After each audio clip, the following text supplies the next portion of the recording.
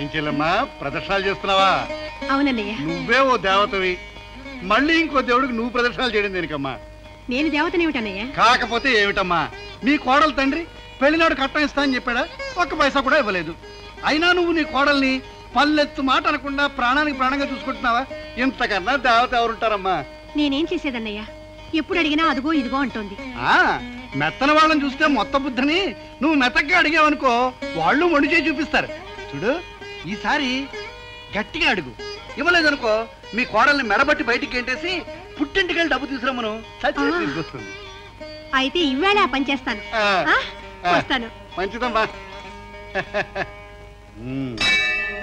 కృష్ణమూర్తి, నిప్పు రాజేశాను, ఇంకా అంటుకుంటుంది, చూసుకో. చిచి, ఈ పులుసులో ఎంత ఉప్పేసి చచ్చేవేమిటే? ఉప్పు ఎక్కువైందా అత్తయ్య? లేదమ్మా, ఎక్కువ కాలేదమ్మా. ఉత్తినే నేను ఆడిపోసుకోవడం నాకు ఆనందం కనుక అలా అన్నాను. పెద్దావిడ అత్తంటే తల్లి తర్వాత తల్లి లాంటిది, కాస్త రుచిగా వండి పెడదామని ఉంటే కదా. పని అయిపోతే చాలని చూస్తున్నావు. అదేమిటత్తయ్య, రోజు వండటం లేదా?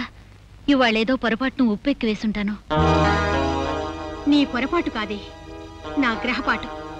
కట్నం డబ్బుని మీ నాన్న బకాయి పెట్టినా కిమ్మనకుండా నిన్నింట్లో ఉంచుకొని పెట్టి పోషిస్తున్నాను చూడు, అదే నా తప్పు. అందుకే నువ్వు ఒళ్ళు కొవ్వెక్కిపోయి కొట్టుకుంటున్నావు. సుగుణ, ఇక నేను ఉపేక్షించను. తక్షణం వెళ్ళి మీ నాన్న దగ్గర కట్నం బాకీ వసూలు చేసుకురా. వెళ్ళు. అత్తయ్య, ఒక పూట తిని ఒక పూట పస్తుండి మా నాన్న జీవితం వెళ్ళ మారుస్తున్నారు. ఇప్పటికిప్పుడు డబ్బు తెమ్మంటే ఆయన ఏర్పాటు చేయలేరు. అదంతా నాకు అనవసరం.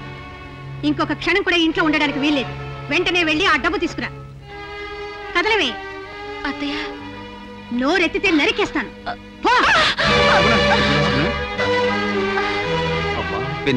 ఏమిటిది? ఓహో, ఈ మహానుభావుడు వచ్చాడా? బాగుంది. పొలం దగ్గరకు వస్తే తీసుకొచ్చాను. ఏమైంది పిన్ని? సుగుణ ఏం చేసింది? తప్పు చేసింది నీ పెళ్ళాం కాదు, దాని తండ్రి. కట్నం గురించి అమ్మాయి ఉత్తరం రాస్తే ఆ విషయం మాట్లాడదామనే వచ్చాను. ఇక మాట్లాడాలు వాయిదాలు వేయడాలు కుదరవండి. ఆ కట్నం బాకీ చూపుతాగా తీరిస్తేనే మీ అమ్మాయి ఈ ఇంట్లో ఉండేది. లేకపోతే మీ అమ్మాయిని తీసుకొని మీ ఇంటికి వెళ్ళిపోండి. రెండో మాట లేదు.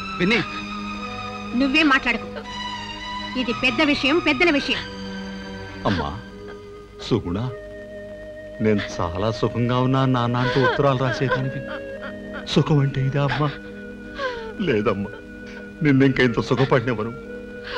చెల్లెమ్మా, తెచ్చిస్తానమ్మా. నన్ను నేను తెగ నమ్ముకునైనా సరే మీకు ఇవ్వాల్సిన డబ్బు తెచ్చిస్తాను. వెంటనే తెచ్చిస్తానమ్మా. ఈలోపు నా కూతుర్ని ఇంత సుఖపెట్టకండి అమ్మా.